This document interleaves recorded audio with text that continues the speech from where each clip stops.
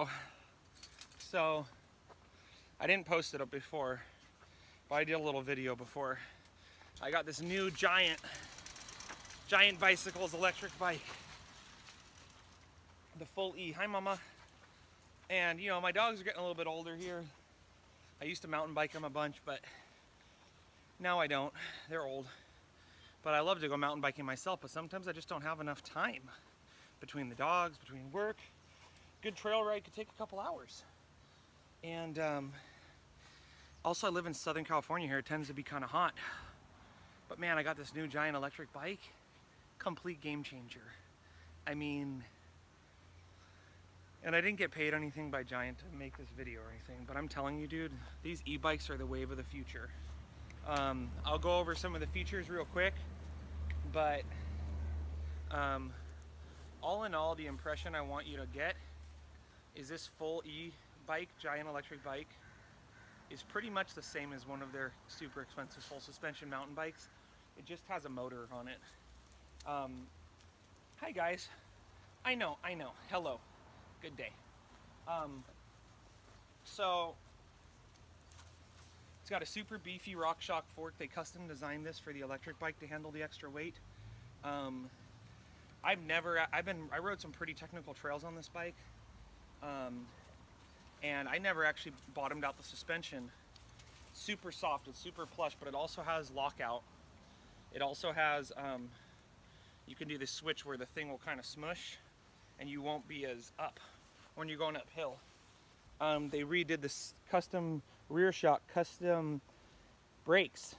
It has bigger discs actually. The one thing I've noticed, the discs kind of make a weird sound maybe. There is a weird rattling sound. I haven't figured out what it is. It's got a 1x12. Wait, 1, 2, 3, 4, 5. No, 1x8.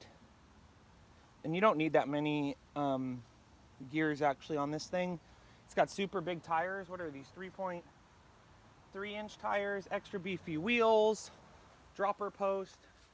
I think the dropper post is pretty essential for an electric bike or for any mountain bike. Here's your screen. You got power mode, normal, eco. It goes super fast in power. Hey, no! Do not charge the gate. They've been charging the gate recently. I don't like them doing that. No. This here is a push assist if you're pushing the bike. And I didn't know this. I pushed it up this hill. It was so fucking hard. It is heavier. It's like 10 or 20 pounds heavier than a normal bike. But there is push assist. I was pushing it up this hill and it just kicked my fucking ass. And then I found out there was push assist. It has a port on it if you want to charge your cell phone. But people will review like the qualities. You could find out what this fucking bike has. Just go on Google. I want to talk a little more about the riding experience. Really fun. The top tube on this bike is a little bit shorter. I typically ride a medium, and this is a medium, and at first I was going, oh man, I wish I got a large.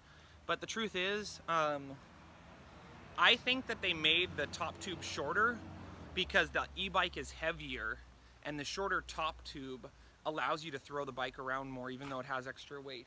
I have crashed one time pretty hard on this, and I do think it was due to the extra weight because you're going around a corner and the bike just has extra weight and you're going extra fast. And the bike, I went to turn and the wheel went off the side of the trail. Yeah, I went over the handlebars. I ride in some really gnarly rock gardens. I have to say, like, this is kind of a plastic bash guard. You can see I already broke it. I rode it. I just noticed it's broken. So I've ridden this bike, I don't know, 4 times. And yeah, I already broke the bash guard apparently. So I gotta order a new bash guard for this thing. I'm hoping somebody makes one that's aluminum because this I already broke. This is the danger spot.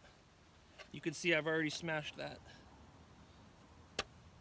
That's definitely this low point in the motor. That's the way you're gonna break the electric bike. And I noticed that the hard way because I was riding it and then I ended up smashed a few rocks. But up, I mean, it's just a completely different world riding an e-bike. Like, you could go so much further uphill, but then also downhill. A lot of the sections where you kind of go down and then you go up a little bit and you lose a lot of momentum, you can carry your momentum through those sections a lot better. And then also I found that on the uphills, a lot of times sections that were really loose before are just so technical you can't even ride up them. You can ride up them on the e-bike, but the thing has so much torque it'll start to wheelie. So there is a technique to riding the e-bike. This one has 20 miles an hour top speed.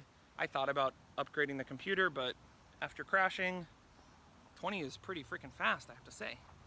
And what other bike do I own by comparison? I own a Giant Rain Zero carbon fiber, which is 6.5 in the front, I think 6.5-inch suspension in the back. This is 6 and 6, and it handles pretty similarly to the Giant Rain, the normal bike.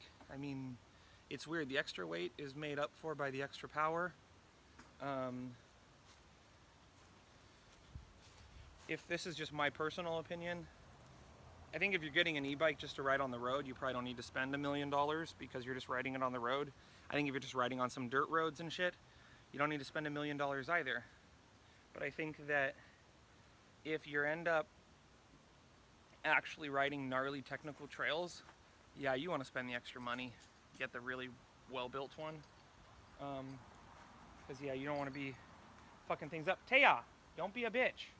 Sorry, one of my dogs is a bitch. What? Yeah, he's fine. He's just chilling. I already let him out earlier. He just, yeah. It's cool. They made this part carbon fiber, which I thought was kind of cool. But I suggest this. If you haven't ridden the e-bike yet, go to the bike store and just test ride one. It's such a weird experience. It feels like you're driving a Tesla. The power is so smooth. The more you pedal, the more power it gives you. So you get a workout. Me personally, I wouldn't get an electric bike with a throttle.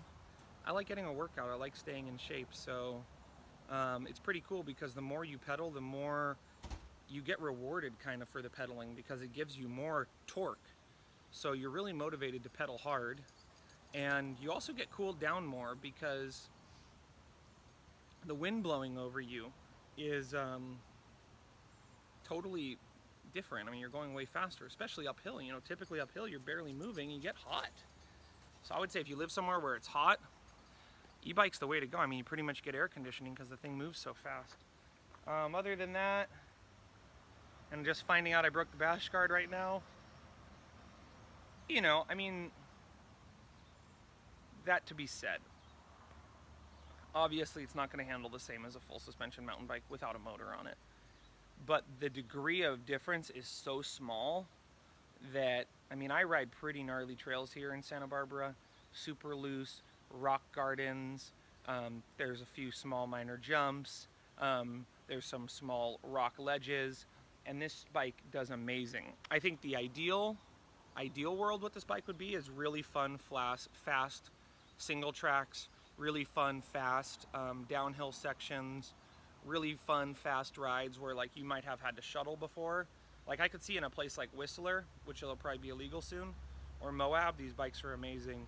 When you get into the super technical rock gardens, for me personally, I just worry about smashing the motor. Other than that, the thing handles fine. I mean, the suspension's so well tuned for the extra weight that it pretty much handles like a motorcycle. So this is the Giant full E. This is the most expensive one they make. It has the most travel. They make another one that has less suspension. But yeah, it's really amazing, I have to say. On the old e-bikes, you could just move the magnet and you could change how the speed sensor would work and you could go faster. These new ones have a computer that outsmarts you, but the other thing too is you can only go 20 miles an hour, but the you can go faster, but the gears aren't that high on this thing or aren't that tall. So, you know, even if you had more power and you change the computer, you really don't have that much torque because it's still geared pretty low. But all in all, I mean, super awesome. This thing costs a lot of money.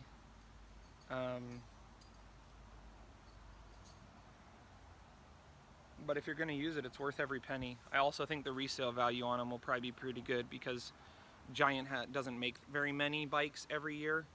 And if you want to check out the Trek and the Specialized ones, they're similar, but I don't know how similar exactly they are. So, but yeah, I highly recommend trying one out, even if you just wanted to ride on the road. And my dad's in his 60s. He got the road bike, electric bike, complete game changer for him. I mean, he's been cycling his whole life. He's in no ways lazy. In no ways is he a pussy. He likes being fit, but he's older now. He's in his 60s, and you know, he has to go to work. He has to be there at like 6 a.m. So this e-bike has given him like a chance. He rides his bike to work every day now. And anybody who thinks you're not going to get a workout on an e-bike, you totally get a workout. Like if you were to ride 2 hours on an e-bike, you're going to travel way more distance, but you're still going to get a workout. Are you going to get the same workout? No, it's not going to be as crazy as a workout, but it's so much more fun. You'd be motivated to do it more often. If you ride to work or something, you won't end up as sweaty. If you got to ride to go get some food or lunch, you don't end up all sweaty. You don't have to put on like cycling clothes because you get overheated. But yeah, I have a blast on this thing. So I really wanted to get it out there, let people know, man, if you haven't tried the e-bikes, try the freaking e-bikes already. I mean, they're just awesome.